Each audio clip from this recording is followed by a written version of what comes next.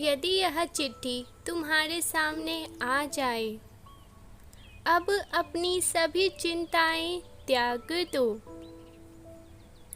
और अपने आप को केवल सकारात्मक भाव में भर लो। जो होगा उससे तुम्हारा रोम रोम खिल उठेगा। समस्या में ही छुपा समाधान है। मेरे प्रिय बच्चे, खुद को उलझन रूपी भवन में क्यों उलझा कर बैठे हुए हो? क्या तुम्हें मुझ पर तनिक भी भरोसा नहीं है? क्या तुम स्वयं के समर्थन को भूल चुके हो? स्मरण करो, कितनी ही बार तुम्हें अपनी पराजय को विजय में परिवर्तित किया है। अपने समर्थन से दूसरों का दृष्टिकोण तुमने बदला है। मेरे प्रिय, तुम यह कैसे भूल गए हो? तुम दूसरों से प्रकाश लेने वाला दिया नहीं हो, बल्कि तुम तो स्वयं वह प्रज्वलित प्रकाश हो जो दूसरों को रोशन करता है। फिर तुम किसी भी आलोचना से क्यों डरते हो? जब तुम्हारे लिए यह मार्ग मैंने निर्धारित किया है, मैं जानता हूँ मेरे बच्चे, तुम्हारे सामने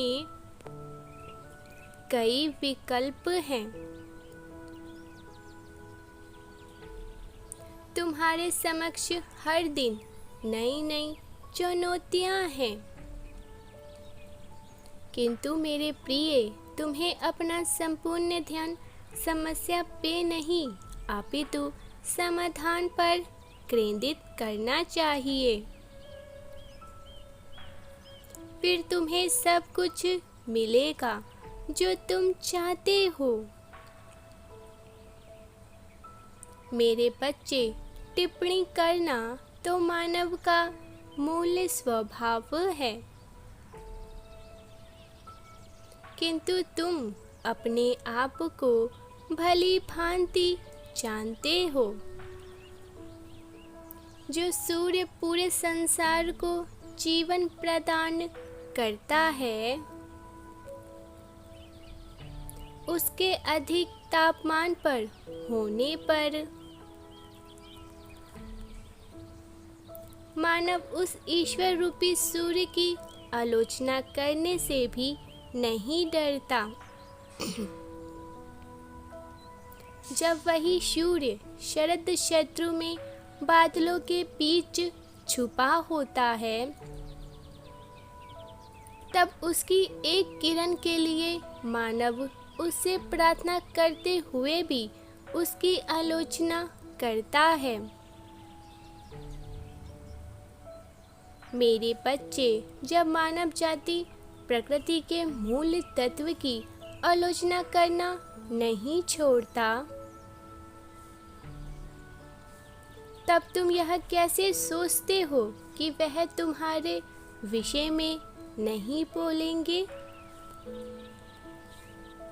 जो व्यक्ति जितना ऊपर उठेगा, उसके विषय में उतनी ही अधिक आलोचना होगी। तुम अपने मार्ग में आगे बढ़ रहे हो। अपनी शक्तियों को समझ रहे हो। तुम्हारा एक एक बढ़ता कदम तुम्हें तुम्हारे जीत की ओर ले जा रहा है। अब तुम आगे बढ़ रहे हो, किंतु तुम्हें इस बंधन रूपी आलोचना को ना देखते हुए उस समस्या को देखना है जो तुम्हें परमात्मा की ओर ले जा रहा है।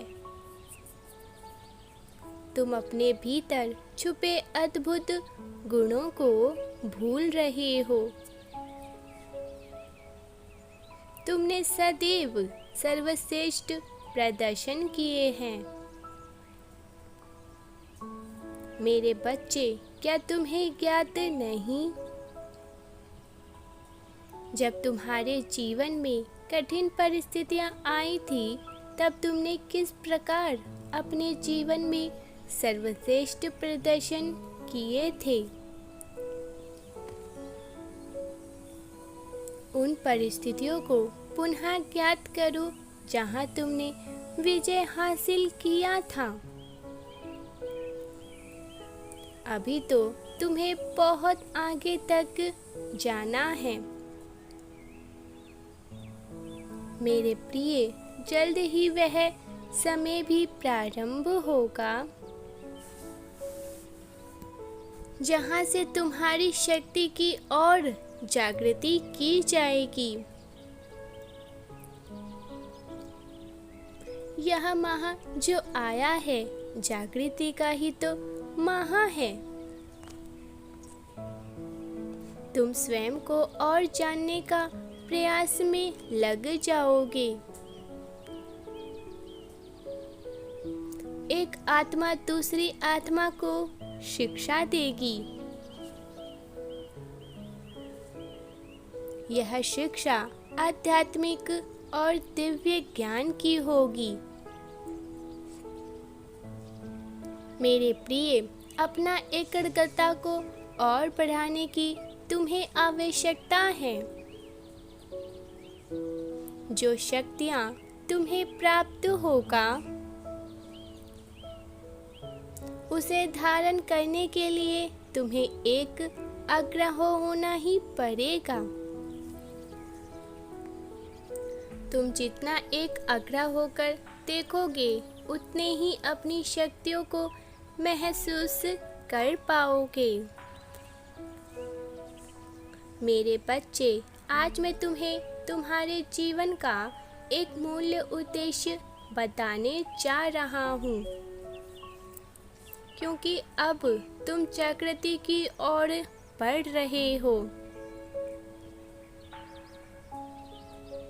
इसीलिए अब तुम्हारा उत्तरदायित्व है उन आत्माओं को जागृत करना जो परम ब्रह्मा को पुकार रही है, किंतु उन्हें सही मार्ग नजर नहीं आ रहा। इसीलिए तुम ही हो, किसी व्यक्ति को ढूंढने की आवश्यकता नहीं है। तुम अपने सूक्ष्म शरीर द्वारा हजारों मूल दूर बैठी आत्मा को ज्ञात दे सकते हो। इसीलिए एकाग्र चित्त होकर पवित्र आत्माओं से ज्ञान ग्रहण करना भी कर सकते हो। यह कार्य तुम्हें परम ब्रह्मा द्वारा तुम्हें दिया जा रहा है, इसीलिए ईश्वर की सेवा समझ करो। मेरे बच्चे, तुम तूफानी सागर से तुम्हें केवल बाहर निकलना, बल्कि उन सभी आत्माओं को निकालने का प्रयास करना जो तुम्हारे इर्द गिर्द हैं। क्या तुम मेरा यह कार्य करोगे ना? आगे का मार्ग तुम्हें बताया जाएगा।